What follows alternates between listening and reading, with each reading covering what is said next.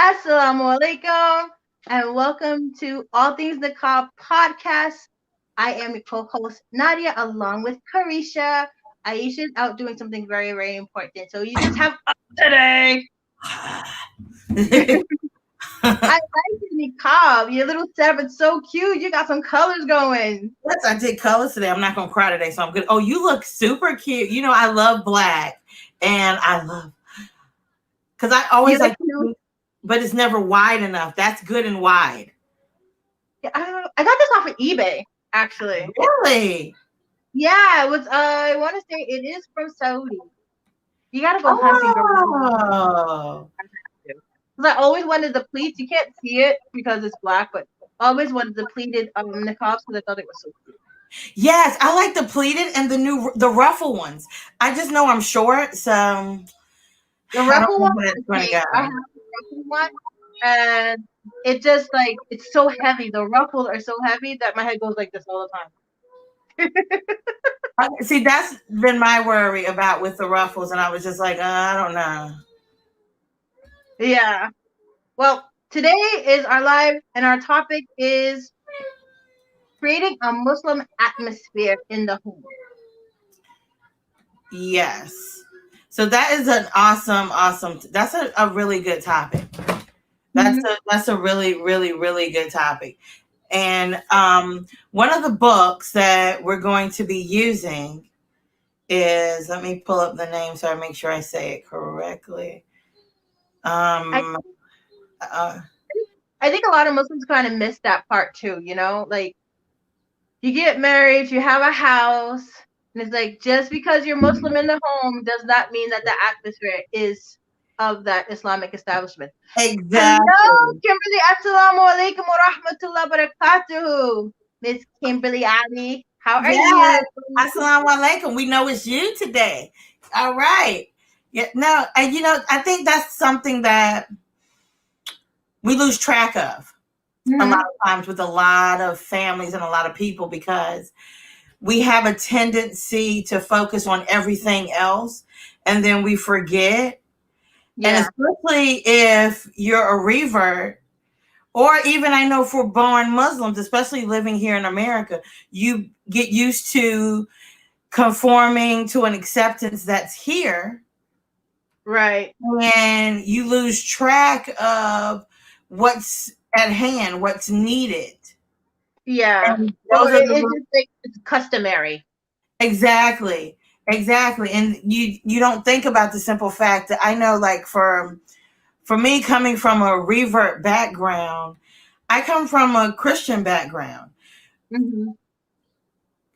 Yes, we grew up Christian, but it wasn't a heavy focus how the household was ran. The household was ran how everybody wants it ran.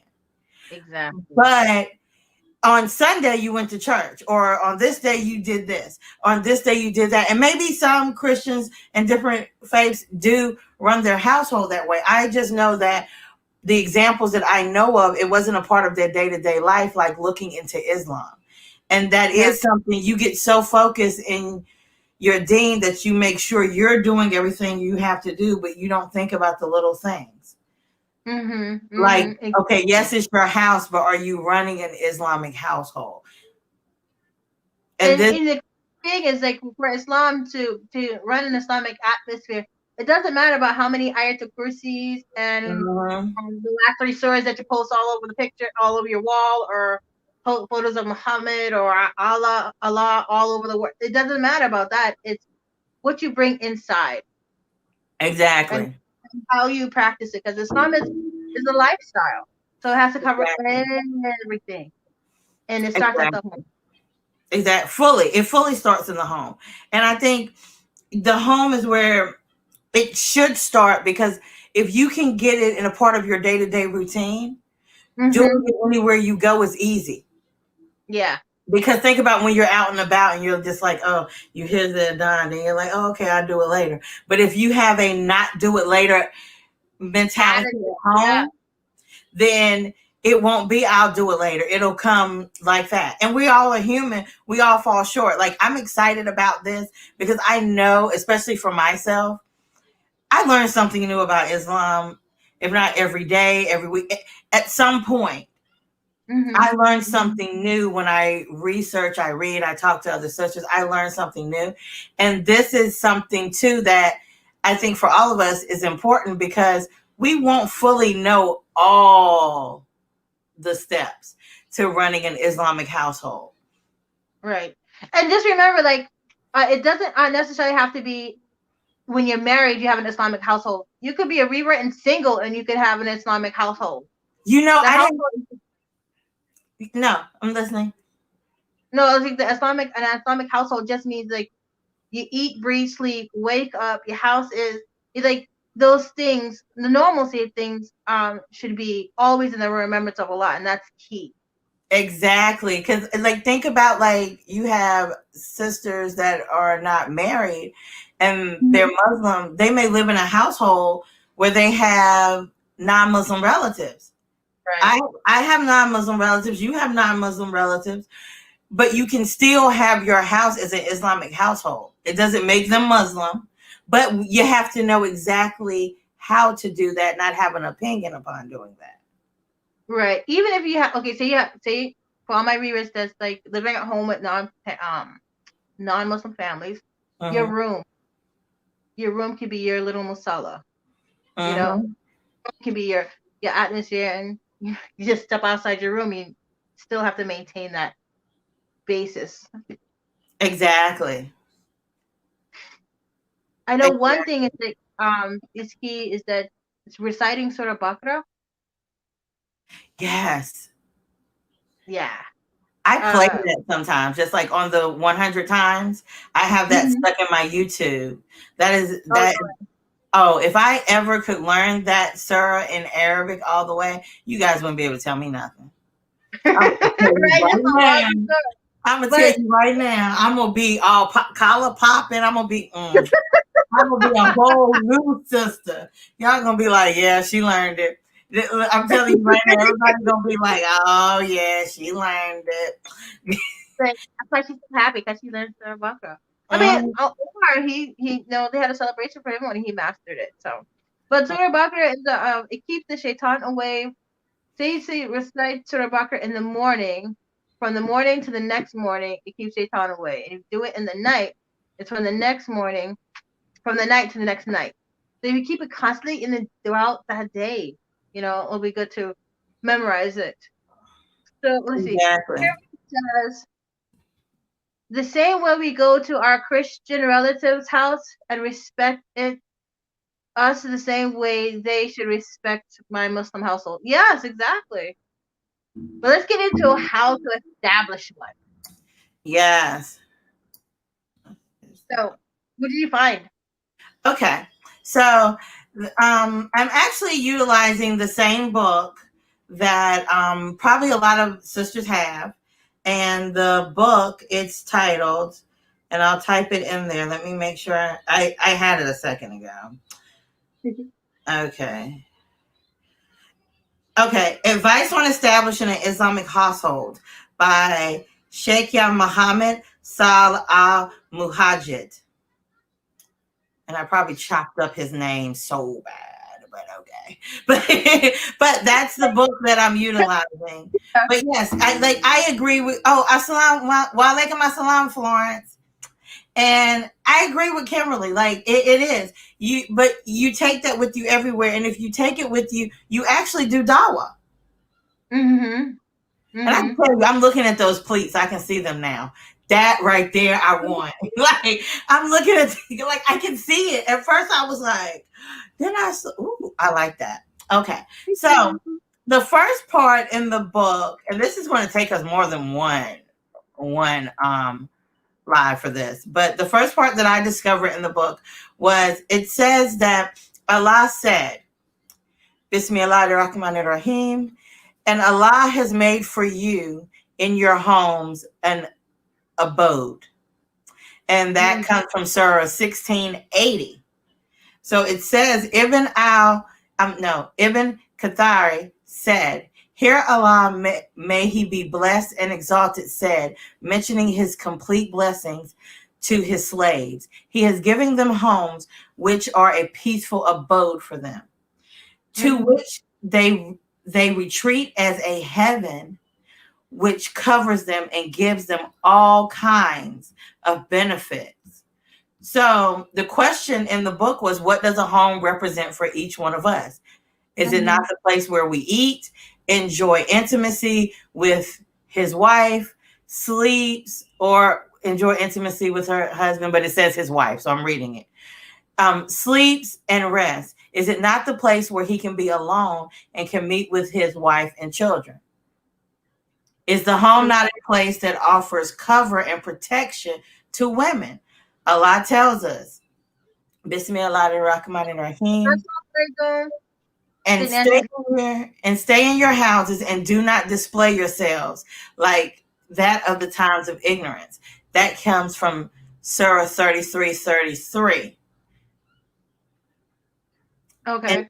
And thinking about your home. So that, like, those are the first statements about being in your home. So even if you're not married, you could be single with children. Your children could be your cats. It would cover the same ground. Because this is your sacred place. Yes. So, like when you think about it in that way, with it being your sacred place, the masala is sacred and you go there to worship. Right. And how's the masala? It's always clean. It's nice. It smells wonderful. And it's peaceful when you go. Exactly. The same way. Exactly. And so you think about those little things, like you just hit the perfect ones. It's clean. It smells good. It's peaceful. So you want your house to be a place of peace. You want your house to be a place that you can worship in. So that's your first place of worship. Right. Because what if you can't live near a masala? Like, I've lived in areas where I craved going to the masjid, but the masjid was so far in between work and kid and, like, just day to day, it was just like, okay, that's a whole lot. But I could make I remember one day, like, I made a little corner. And then I was like, why hadn't I done this already? Right. Like, why hadn't I just already made a little corner?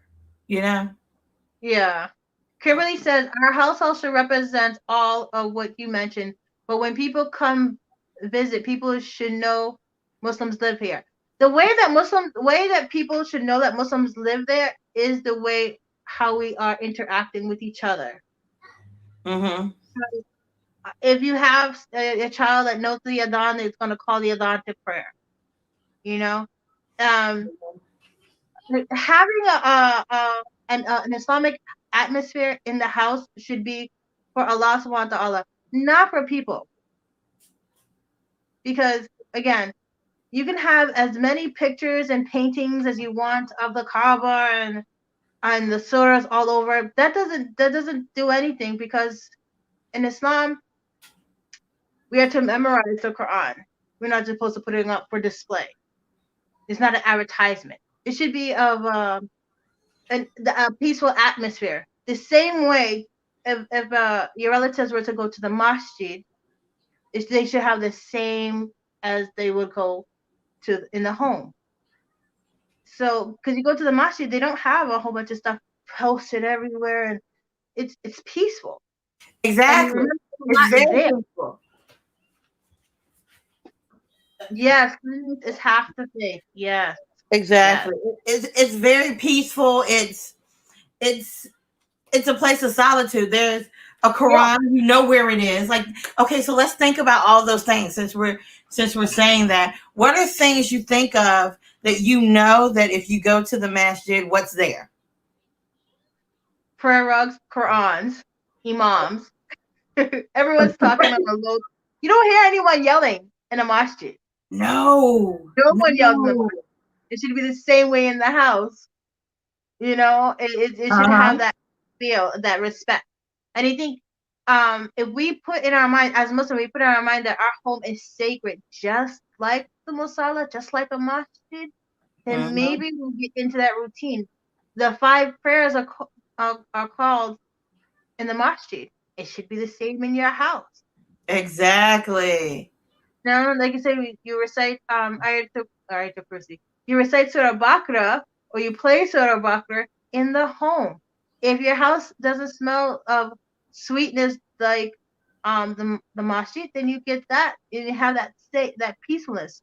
I remember when they was going through I don't know if you saw on Facebook, they was going through the sage moment. Everybody was getting sage. Even Muslims were burning sage. Yes. Rasulullah Sallam is said it, Surah Baqarah removes the energy, removes the negativity out the home. And Shaitan runs when he hears it. I think also enter into the home. We're supposed to say Bismillah. We're supposed to remember Allah like that too. So when we say Bismillah, it builds up like a wall or barrier that Shaitan can come in. So you remember Allah. If you have to have the saying on your fridge, on your bathroom door. Mm-hmm. If you have, to enter in the bathroom. I mean, these things that will help the remembrance of Allah and the remembrance that we're Muslim could equal to a peaceful home. Yes, yes. And I can say I've done things like that for Kimberly, you're right. Her eyes all the way tell a story all day long. Good story. Yeah, look, see, right there. Assalamu alaikum, Siobhan. You haven't been to a masjid since 2019, sis. I totally understand. Don't hold yourself don't hold it against you. Don't feel bad about it. No, because we've been there. Muslim women's safety net is in the home. Her prayers are more rewarded when she prays in the home. Mm-hmm. I mean, if you can't go to the masjid, you can't. It's not mandatory for you to go to the masjid. So, make the masjid your home. Mm-hmm. And that's a plus to where the advice from this book comes from establishing an Islamic household, because the very first parts that we are really going through, they all, as we continue it, will continue to talk about women in the home. It will continue to say that. And Siobhan, you're not the only sister. I have went a year or two and begged and been like losing my mind, but that also gives us a place to understand, because we appreciate going into the masjid. We appreciate it. It holds a high value to us. Mm-hmm. It holds a high value when we do get to go into a masjid. Like we know that feeling of where it comes from. But when you think about it, like I know, and it took me a couple of years into being Muslim, and I've had people who have came to our home and they have said like, oh, like I have the door for when you walk in the bathroom. On the bathroom door. I have the door and the mirror when you're leaving the bathroom. I have the door right beside my dresser for when I put on new clothes. I have them sitting there because no, I don't remember them all. No, I don't know them all by heart. And in case I forget to think about saying it, like you said, when you think about your house being like your own masala, easy access. I can get to these doors in seconds with them like this. Even like my office desk, I've gotten into the habit now of, I'm a Quran stalker. If there's a noble Quran at the masjid, I want 10 of them, because I have like one I'm looking at one right now. There's one at my office desk. There's one in Mezika's room. There's another one in the kitchen. I keep a car Quran. That's what I call them, my car Qurans. I keep a car Quran. Like, take it. So it's like those little reminders of when you go to the masjid, what's there. No, we may not always have an imam there, but with today's society and time, you can get an imam on your phone if you can't get to the masjid. I mean, let's be honest. Look, we have it now where you can have Juma on the internet. I mean, hey. Thank you. That's one of the greatest rewards from COVID. Like, I would get some Jummahs online, but now I can get the Jummah right down the road. I can get the Jummah 20 miles up the road. Overseas, I can get every Jummah. And Kimberly asked, what's your advice to give a Muslim woman when she's down on her prayers and etc.? Go on a date with Allah. I think establishing the Muslim home again, you have to, like we're saying, bring the masjid into your house. Mm-hmm. You know, set up a schedule. Get into the routine of doing things. If you put in your mind that when you are when Salat's about to come in, take Fajr. You know what time Fajr comes in, and it comes around 5:30, 6 o'clock, or whatever. Get up a little Mm-hmm. bit early. Just imagine yourself being prepared to go on this special one-on-one date Mm-hmm. with your creator. What would you do? You'll take a Mm-hmm. shower. You'll fix your face. Mm-hmm. You'll get your best outfit to wear, and you lay that rug down. And then you put in your mind, um, that you're in the state of worship, but you're having this one-on-one conversation with Allah. Mm-hmm. And you don't have to rush into the salah, because if it takes you a minute just to get into the groove of it, take that minute to get into the groove. Like, remember you're facing Mecca. You're facing Mecca, and the Kaaba. The Kaaba is underneath the throne of Allah. You are worshiping in the direction of the throne of Allah. And once you get into that, then you get those little goosebumps, and then now you're ready to make salah. Because you're ready. Because as soon as you say Allahu Akbar, you already know God is great. And also, what helps me, and it can help you guys too, is when you're reciting the Quran, reciting Surah Fatiha, especially also Surah Fatiha, go into your head and translate that in English for yourself. Mm-hmm. Only from Allahu Akbar all the way through. Because you're saying to yourself, God is great. And Mm-hmm. once you say that to yourself in your head while you're saying it out loud, then that connection will continue on. Mm-hmm. So it's a practice that you have to keep on doing. And this again will help have an Islamic atmosphere in the home, is being normal and staying with your salah. Also, pick up the Quran and read it. You don't have to wait till Ramadan to read the Quran. Mm-hmm. Make it a routine. And when you're reading the Quran, again, you're having a conversation with Allah. Allah's having a conversation with you. Mm-hmm. So, and you read it out loud. Don't read it quietly. You read it out loud because you want to hear it. You want to hear Allah's word coming back at you. So again, peaceful moment. If it's before if you're up early before Fajr, take your shower, get dressed, look cute in your abaya or your prayer garment, however you want to do it. Put your rug down, open the Quran, and start reading out loud until Fajr comes in. Mm-hmm. After that, go take your nap, wake up again. If you have nothing else to do, pull the Quran up, pull the Hadith out, listen to the stories of the Sahabas. Read a couple of the Hadiths, dig deep into the Hadith just to find if you can have some understanding or connection with it. Mm-hmm. It's all about building yourself in the routine of doing things. And sometimes we fall short, because I know I am not perfect. I'll be falling short. But I always remember, like, okay, Allah's watching me. And even having conversations like with Allah, it may sound crazy, but just remember, Allah hears and knows everything that we do. So, you're like, Allah, give me strength to get through this day. Allah, help me with this. Make me steadfast in my prayers. Make me steadfast in my salah. So we get into the routine of those things, then we'll see everything in our house will come at peace. Remember, like, our house has to be clean. We're not cleaning our house for ourselves. We're cleaning it because Allah likes a place clean. Mm-hmm. Let's see. They never did khutbah in English, so I listened to the podcast. Hey, Shimon, you gotta do what you gotta do, girl. Listen to the podcast. Exactly. And there's a lot in English. If you email, I know a couple, Nadia, Aisha, there's more. I listen to a lot of them in English. So if you email us, we can give you some. I know some I pull off of my Facebook, but there's a lot that are in English and in Arabic. And I'd say a thing that works for me in my house, a lot of times, how music can soothe people? I will just play, like, before I go to bed, I'll just play the Quran. Mm-hmm.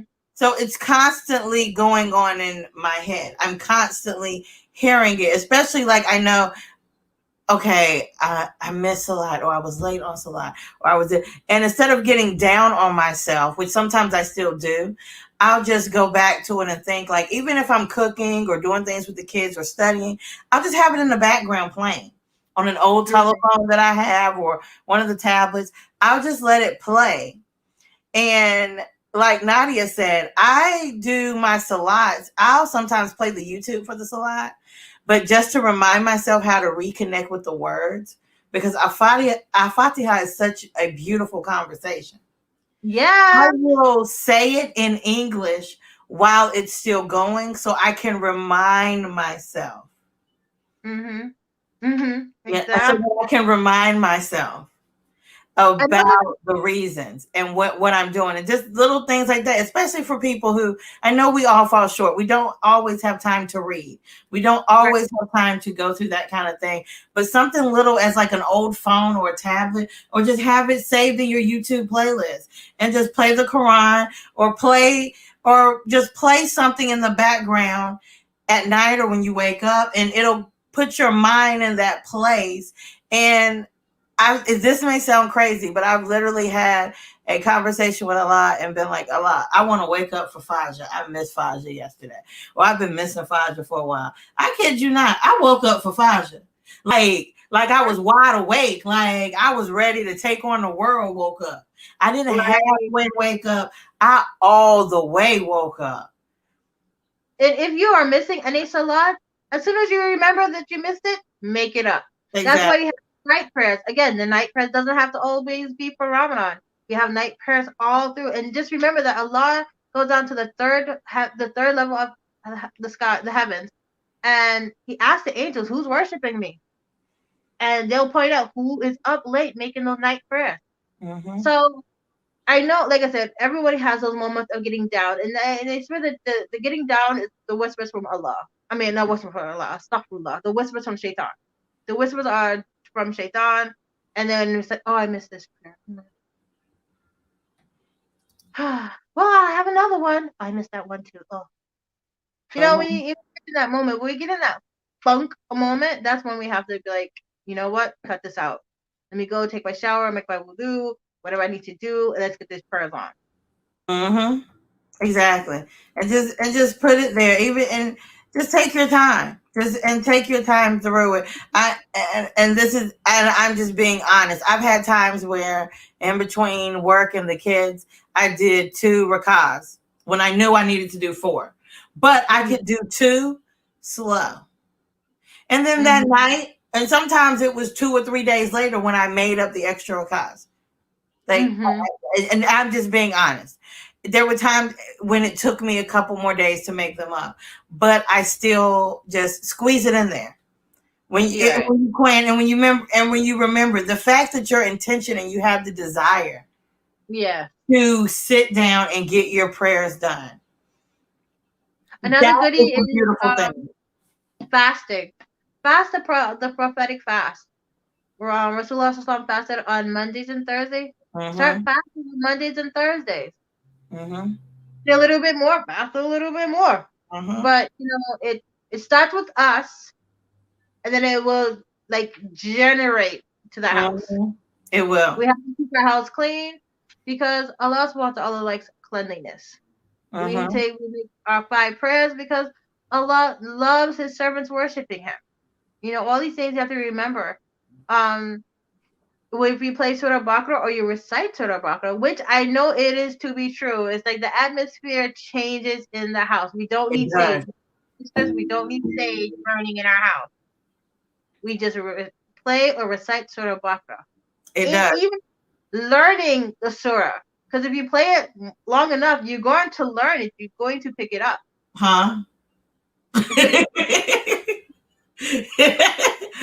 Okay. Carisha's not, okay? Because I'm telling you, I've been doing it for years. Carisha, don't say that because a lot of things aren't easy for us to memorize. But if you play it enough, come on, think about a radio. They play one song about 100 times throughout the day. By the end of the day, you're singing that song. I'm telling you, Surah Baqarah, and it's one other one, and it's going to come to me because I have it written down. I can hear it and be like, that's it. I can hear it, but then I can't pull it. I can't verbalize it, but if I hear it, I know it's it. I know it's there. And there are amazing recitations of it. Like there's one I play where it recites the surah 100 times. You don't have to keep going back to hit play or anything. You can just let that run. I've left my house with it playing, came back and it was still playing. But Crazy, do you know that even if you're struggling, for every alphabet that you struggle in reciting the Quran, you get what? 3 times more the hasana or the blessings from Allah because it's not your language. So Yeah. Even if you're like, oh, I can't, try. Even if you stuttered all the way through, try. And that's why it's like that's the greatest reward, because I know, like, okay, no matter where I'm at, Allah knows that I'm trying. You know, and that's one of the beautiful things for us all. No matter where we are, Allah sees our intention and sees our deed. So he knows. But they're mad too, girl. Exactly. And that's another thing. Kimberly, you asked about how to get established in prayer. Do you remember that Allah sees, hears, and knows everything? And then, he tawbah. You can always ask for forgiveness, and you have to do the prayers, like I said, the night prayers. Just get yourself in a routine. That's all. Just get yourself in a routine with your 5 daily prayers. Voluntary fast, and playing Surah Baqarah or reciting Surah Baqarah, learning another surah, having that connection. That will be a very, very helpful thing, because we want to have our home like the masjid. Like, especially if we can't go. Like Siobhan, you play the Quran in your house all day. Mashallah, you have a beautiful sister-in-law. She makes sure that you have it playing. Yeah, that's awesome. That's sisterhood right there. Look at that. She wants you what's good, and you're benefiting from it right there. Kimberly says, you ladies are the most encouraging ladies I've encountered since I've been Muslim. Oh, mashallah. And because of your encouraging words, I have been striving more and more to be a better Muslim. I truly love you ladies for the sake of Allah. We love you too, girl. We love you too. Yes. No, you all make us. Trust me. Like I'm telling you, these two and you all. It's like Satan who? We gotta go by. Exactly. No. So let's see. Cooking. Yes. Having things that's halal in your home. Saying Bismillah when you eat, drink. Girl, sometimes I have to spit my coffee out because I forgot to say Bismillah. It'll be like halfway down my throat, like Bismillah. Yes. Or I picked up something to eat with my left hand, especially with having the babies, and then I'm like, oh, did I just drop that on the floor? I know, Bessica's like, you just dropped that on the floor. I'm like, oh man, that's not what I meant to do. Exactly. If I'm choking, it's like, oh, I didn't say Bismillah. Oh, Allah, exactly. Exactly. And like Kimberly said, that go Nadia's eyes. Yep, that food saw it. That food felt it. It was like getting spanked. That food saw her eyes. Look, that go right there. Yes, Mom. Before leaving the house, you gotta say your prayers, because you don't know. You don't know. Because sleep is the brother of death. So you don't know when our time is up, girl. Exactly. Have you ever had those nightmares where you're half up, half asleep? Yes. I get like so scared because I'm like, oh, did I make my prayer? Oh God, I missed one prayer. Oh, don't let me see the angel. Let me see the angel.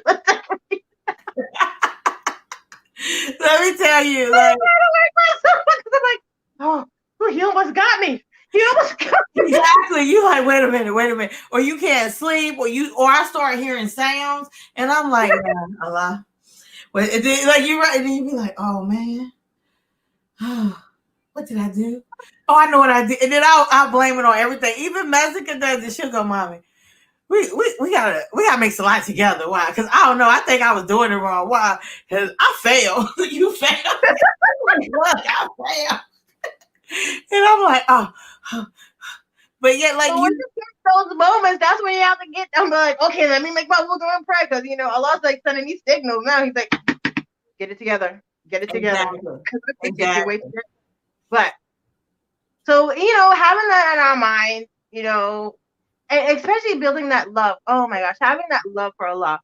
Like, you want to have that type of love for Allah that you have if you have a husband. It's 1,000 times more than you love your husband. Mm-hmm. You have that relationship with him. So, Mm-hmm. and it's when you have that and you have that on your mind, then you're like, oh, my Lord. And that's what you said. Like, Maliki is my king. You're like, oh, Mm-hmm. my Lord is not going to be happy with this house looking like this. Like, my house right now, I'm like, I gotta clean it because he ain't gonna be happy right now. And he's watching me like, Exactly. he's sitting there watching me like, when are you gonna clean it? So you have that, and you think about that in your mind all the time, like, oh, I'm making salat to my Lord. You know what I'm saying? You feel that kind of relationship with Allah. Mm-hmm. Even if you can't hear him, he can hear you. Exactly. And when you think about it, especially in today's time with COVID and different things that are going on, we're probably at a place where we're exalted from being at home. Mm-hmm. We're thinking about everything that we miss. We're seeing our households as being boring. We're wishing we could have did other things. We're wanting so many other things, but we have so many things that we can do right now. And this is including myself. There's so many other things we can do, including ourselves, which one of the things that I find amazing is like the next phase of where it says in the book, it says here where when Allah punished the Jews, he took away this blessing and expelled them from their homes, as he said. He is who drove out the disbelievers among the people of the scripture from their homes at the first gathering. Then he said, Bismillah ar-Rahman ar-Rahim, they destroyed their own dwellings with their own hands and the hands of the believers. Then take atonement, O you eyes. And that came from Quran 59:2. So, and it's saying here that there are motives for the believer to pay attention to putting their house in order. How, Mm-hmm. and it gave an amazing example here because I'm guilty of it because we're looking for bigger space because we have more people. So, and it says exactly. And we have stuff packed up, and you think about things, and it says, if you think about those who are homeless, who live in a shelter or on the streets, or as refugees scattered in temporary camps, then you will realize the blessings of having your home.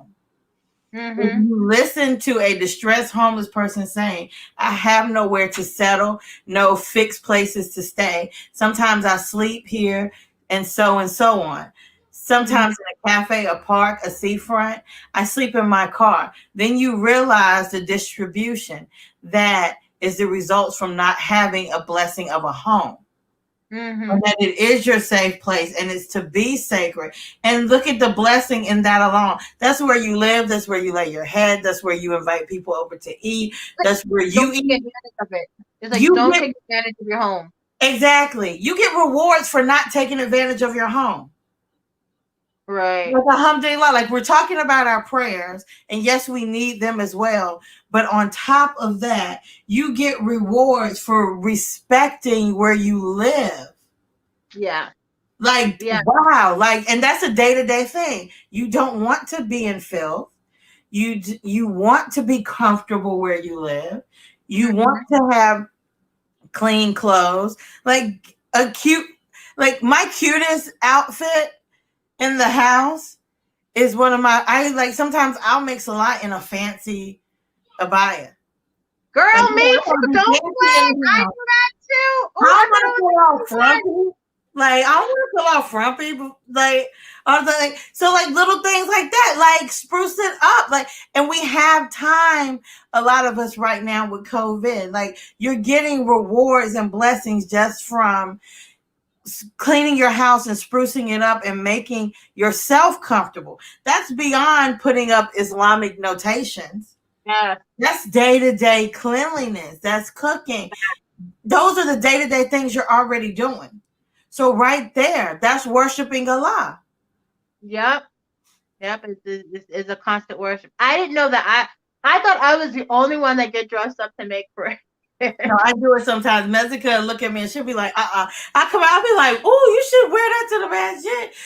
And then we forget. And we'll be in here all the way on YouTube, like repinning hijabs, like flipping them. And we'll be having. My ex-husband, he saw me. I was putting fool under my eye, and he's like, "Where are you going?" I said, "To pray." Yes. Yes, all the way. Kelly says, honestly, I love being home, and maybe because I work 2 jobs.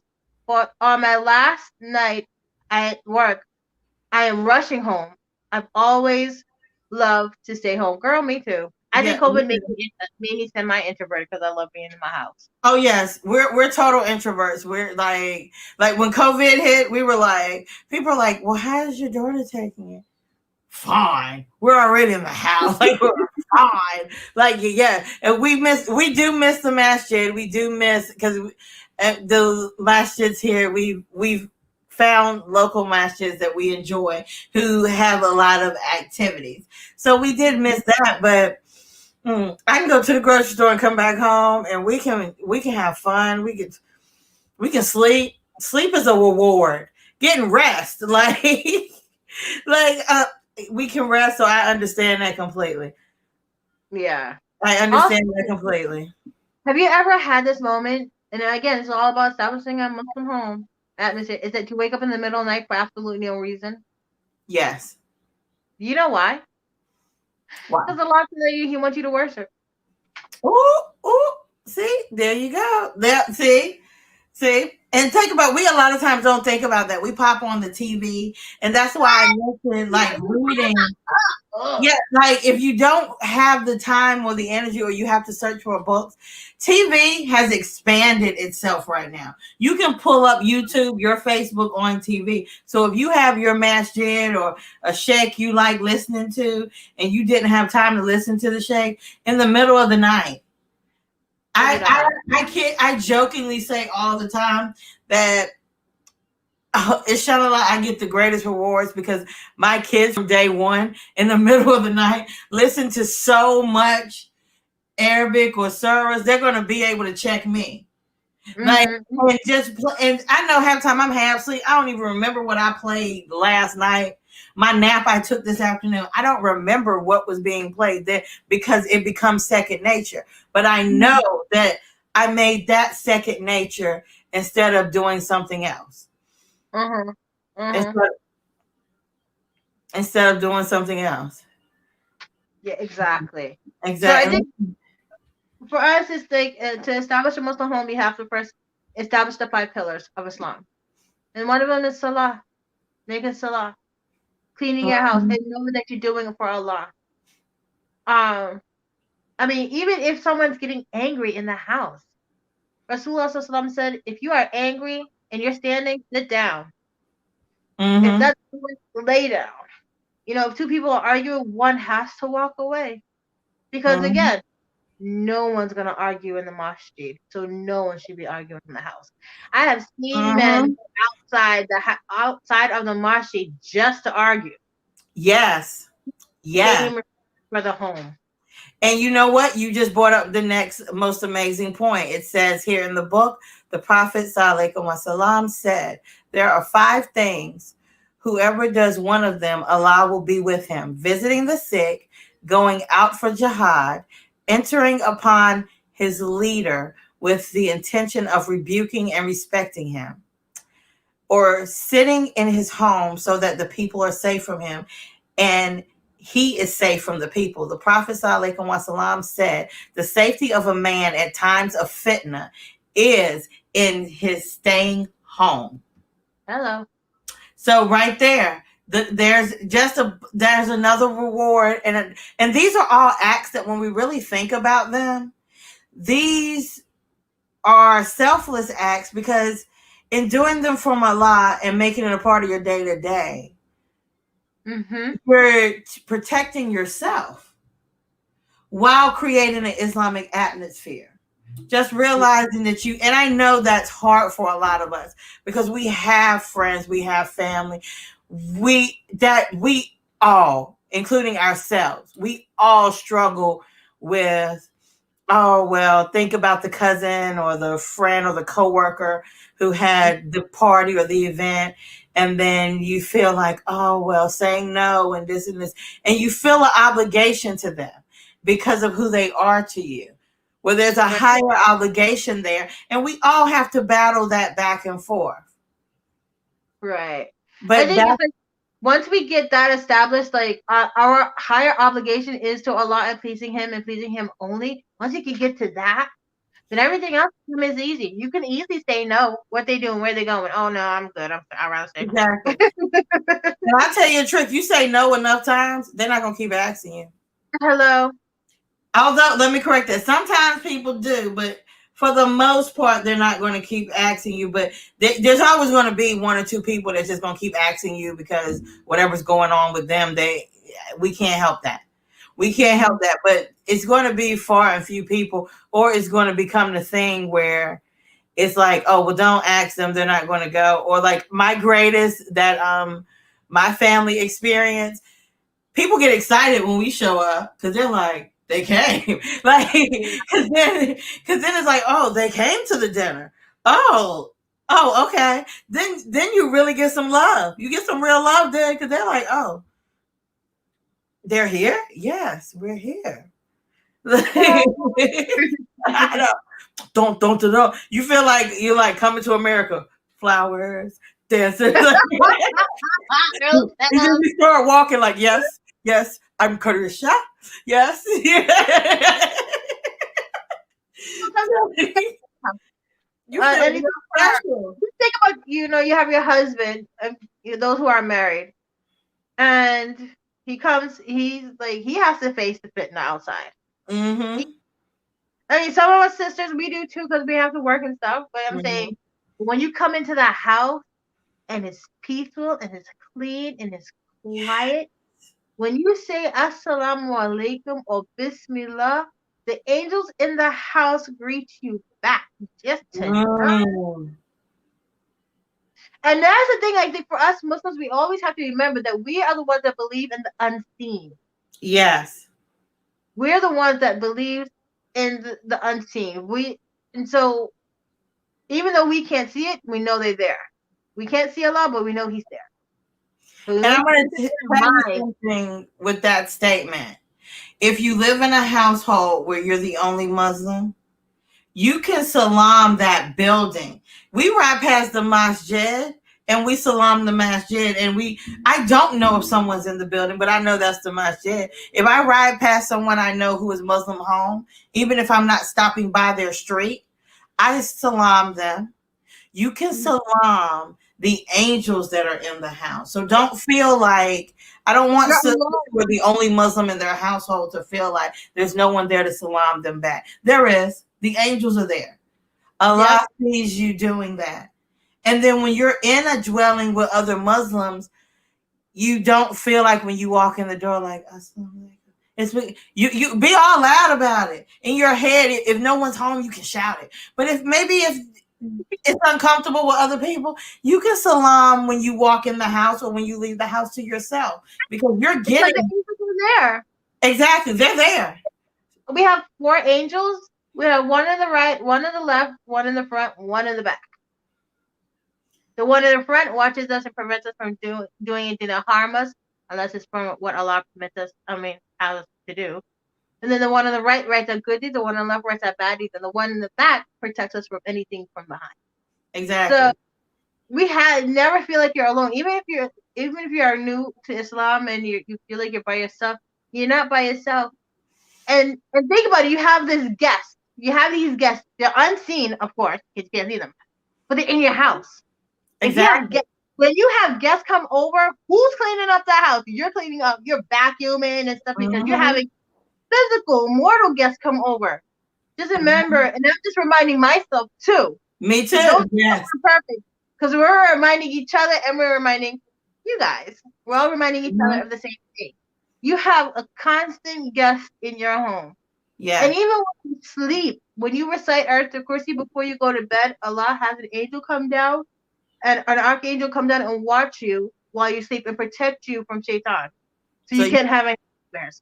So again, having that all in the remembrance, you can establish an Islamic home. And and just keep on reminding yourself that. And then, your shyness will get bigger. Your home, you'll never want to leave it. You'll just be like, this is the best place ever. Exactly. And that's like, think about that, like how beautiful that is. And even if you go in someone else's house, like I have a bad habit of like, especially if I go around non-Muslims, like I have a couple of friends that like I walk in their house and they'll be like, Asa Usami. And I'll be like, oh, assalamu alaikum. And they're not Muslim, but I'll have to take a second and be like, oh, hi everyone. And so they'll joke with me and they'll just say it like that because they don't know exactly how to say it. But they'll be like, go ahead and greet us how you need to greet us. And then and to me, it's the funniest thing, but it's also the thing where it's like, come in here as a Muslim. I will walk into someone else's house and I say hello to them, but I salam the room because I want them to have something greater than hello. But that's and then their angels are going to salam you back. Exactly. And that's to myself. But I've been in non-Muslims' homes by myself. You can practice this with yourself and realize that there are angels and Allah is listening. You're not alone when you say it and when you do it.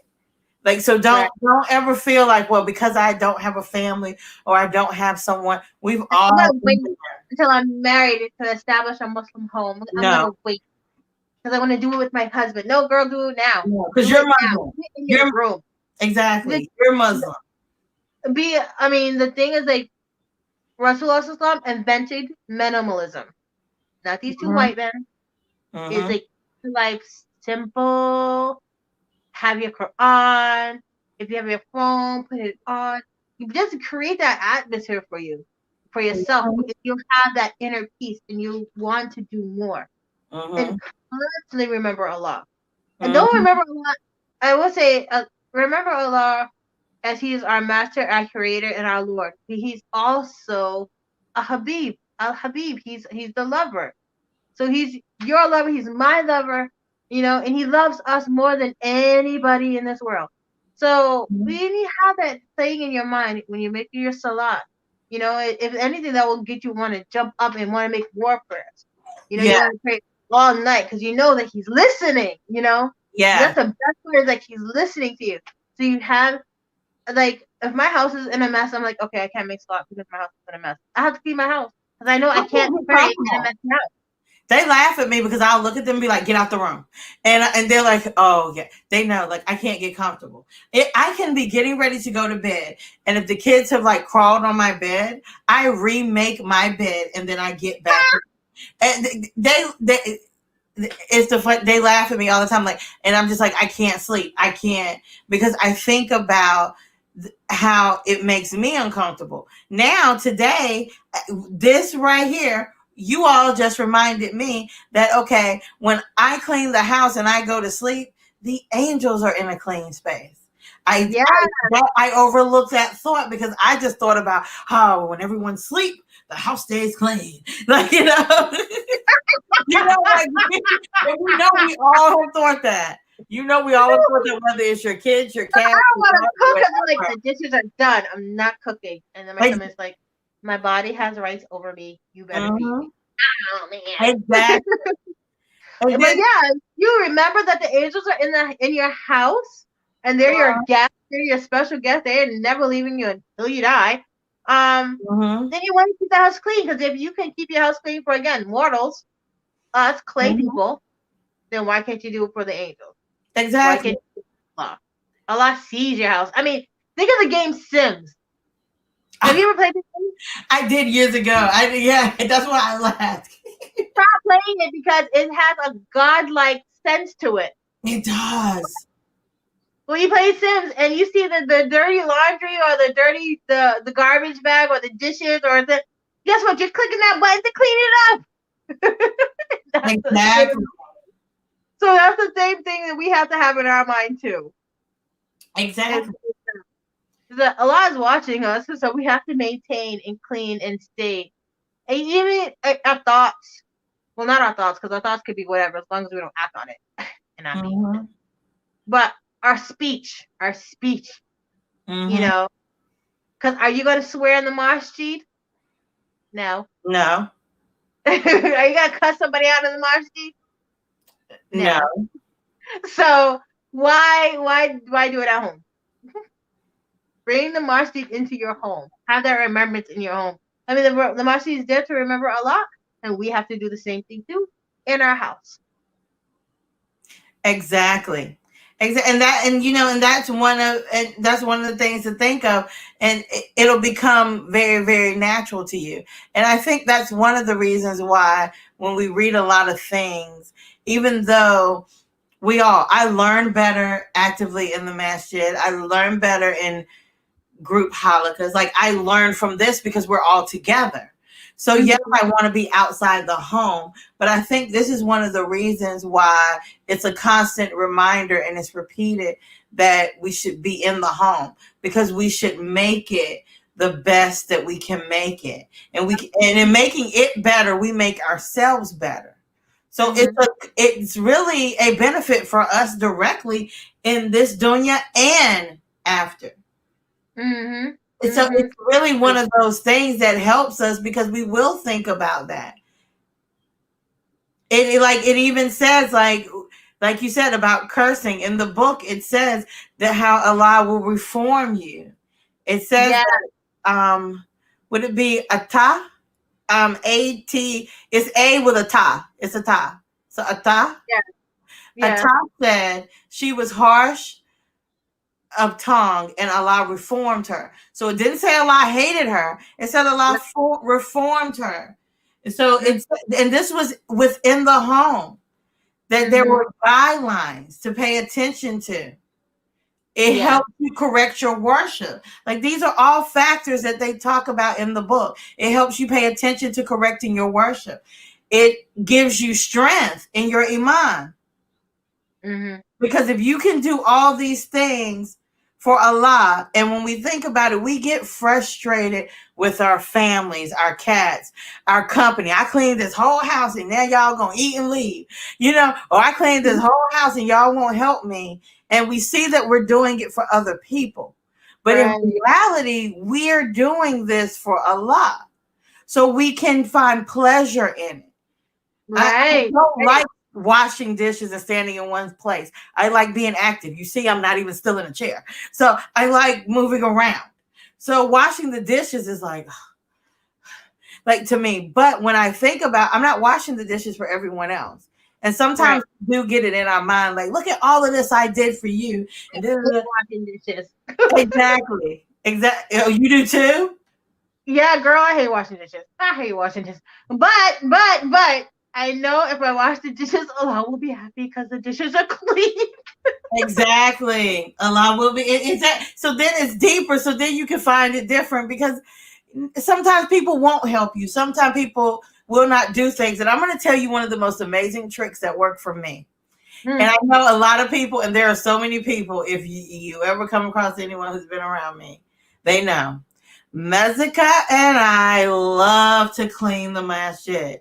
Cleaning the masjid has given me a whole new love for how I clean my home. Like when I look for a masjid, one of the first things that I fall in love with, if there's an ability for us to clean the masala. I can clean the masala and I can come back home and I will feel like I'm floating on ice, dusting the chandelier. Like I don't know what it is about it, but it's one of those things where it's just like I can get up on the ceiling and dust the ceiling. Like it takes me to a whole other place. It's like reforming you or teaching you. If you can clean the masjid and you enjoy cleaning the masjid, you get hasana for that. Just imagine how much hasana you're gonna get at home. Exactly. Exactly. Exactly. And so Kimberly, that, you're right. We do learn different. Kimberly says that, and you ladies are teaching. Little do you know, helping sisters like me. I learned from hearing and reading afterwards. Yes, do your research. yes. Give Yeah, you the and step. we read too. You all are helping us because you keeping us on top of things and reminding. Like I'm a repetitive learner. I will watch a breakdown of Al Fatiha 100 times because until Yeah. I can quote it, then I don't know Oh it. my gosh, I you will just read reminded me. I that have to get back replay. to that. Because my thing is like, when we do recite Surah Al Fatiha during Salah, Allah is actually talking to us. So I always have to try to remember what does it mean, and what's He saying, and how I'm saying this. And there is a breakdown in the tafsir of Surah Al Fatiha of how Allah is actually conversing to us. Ayat Yes, per ayah ayat. for ayah, and it's very beautiful. I maybe you can find it because I it was one I really loved and I couldn't find, and I was going to go over with the with Mezika, but Mm. but it breaks it down like it's a conversation.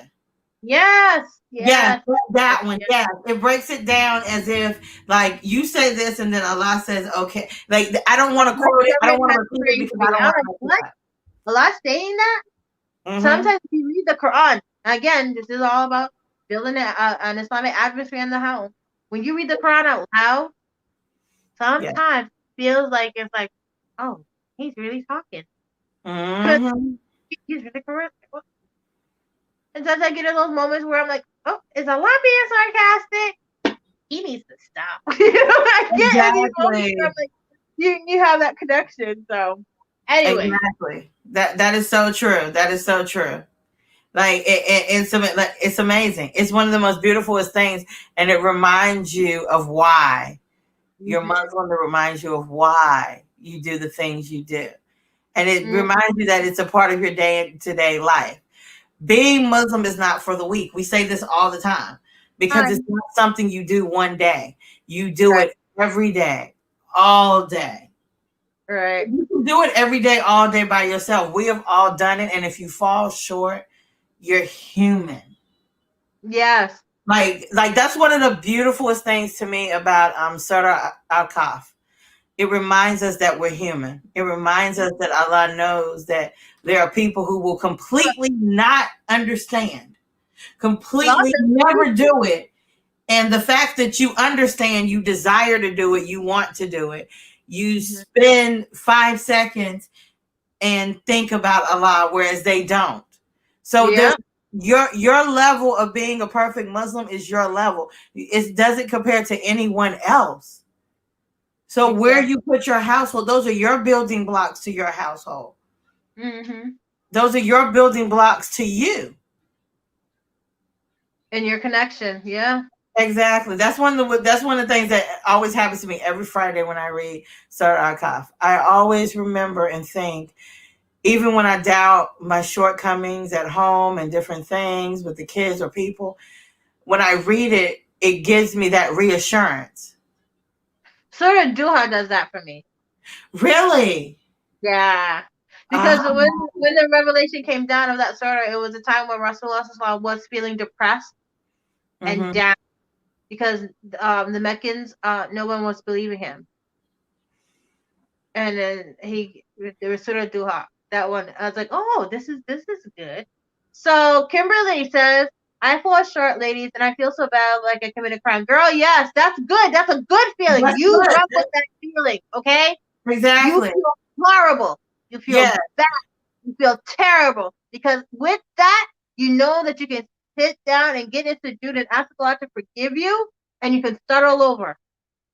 Never ever.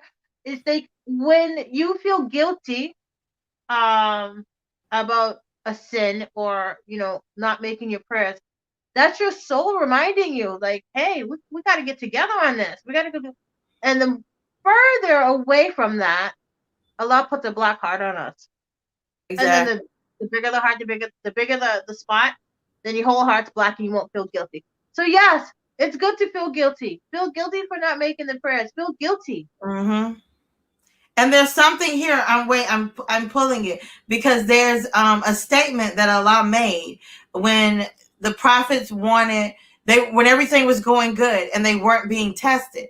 That's proof of your love for Allah. We were created to worship Allah. We made that promise long before we were even thought of. When we came into existence, that's our purpose for being existent. So if you're not being tested, this is a test. When you fall short, that's a test. Yeah. And after hardship comes ease. So if you're down about it and you feel bad, your hardship has hit. You're waiting for ease. That's beautiful. Right. Carisha, can you look up Surah Duha? Kimberly says, can you leave something like an ayah or something after the broadcast? Okay, let me see. Okay, and I put the book in there. I think I wrote it on the other side. Can you move it for me while I look that up? Okay. Okay, Surah Duha. Okay, Surah Duha is Surah 93 for those of us who do not know English. Nadia, do you know what Duha means in English? Oh my God. I'm looking.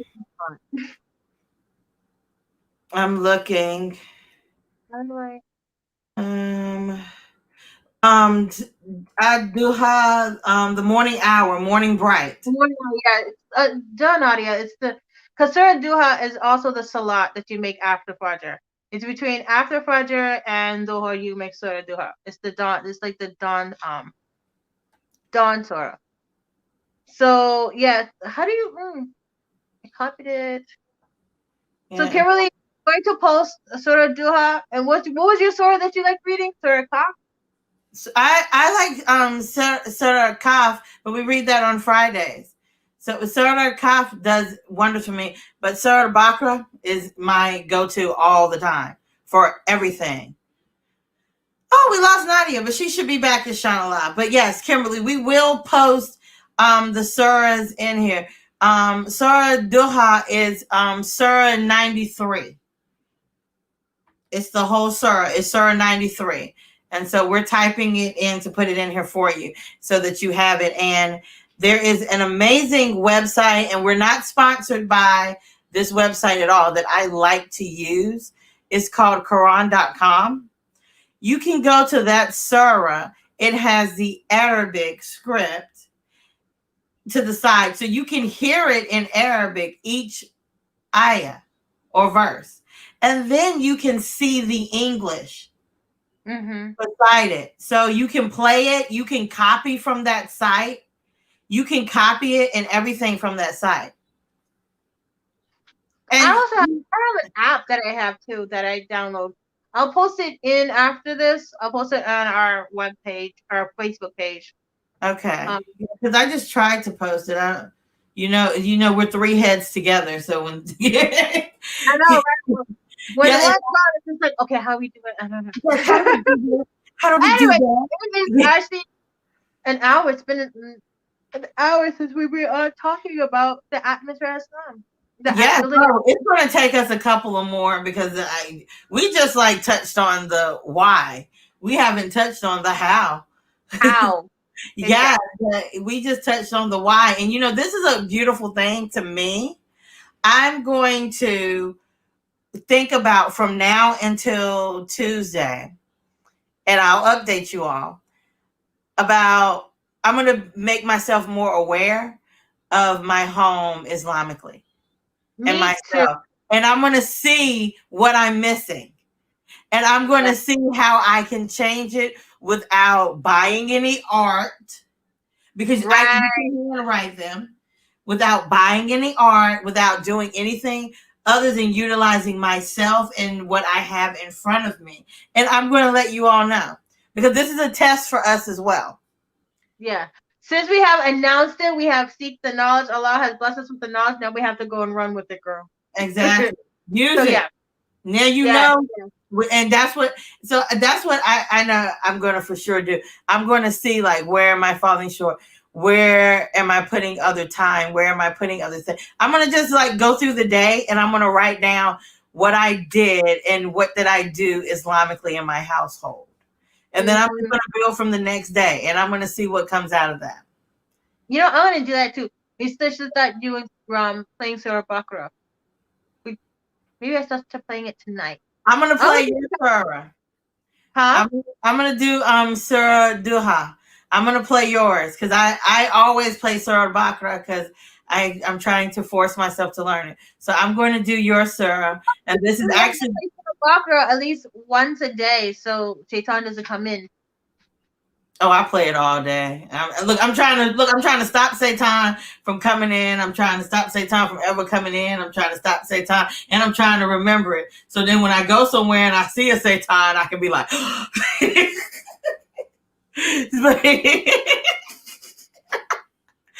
kid you not. I've had sometimes where the Mexicans laughed at me. We went some places, and I've said there. The Karen comes by, she starts busting out Alice names, Oh yes, and I rode past some people, and I was like, "See, that's why I play Sarah Baca." Mexico would bust out laughing. I'd be like, "They ain't even see us." Dude, I'm invisible. Thank you, ladies, so much for your insight and being interactive with your audience. Of course, because you know what? We're here for you guys, and you guys are here for us, and we want to have a group sisterhood thingy together. Exactly. So we are always going to be interactive with everybody, especially on our lives, because that's all we do. Exactly. And you all make us stronger. Don't ever think that we are in this together. We're gonna be in this dunya and we're gonna be in Jannah together. This is not an end. This is our sisterhood. Y'all, you all come before my blood. I mean, yes, back all around. So appreciate. What are they supposed to do? Like, share. Even if you think you already shared, share it again. Subscribe. Click the bell so you get the notifications in case you're rolling down the road or you're doing something. You don't even have to think. That's a part of your Islamic household right there.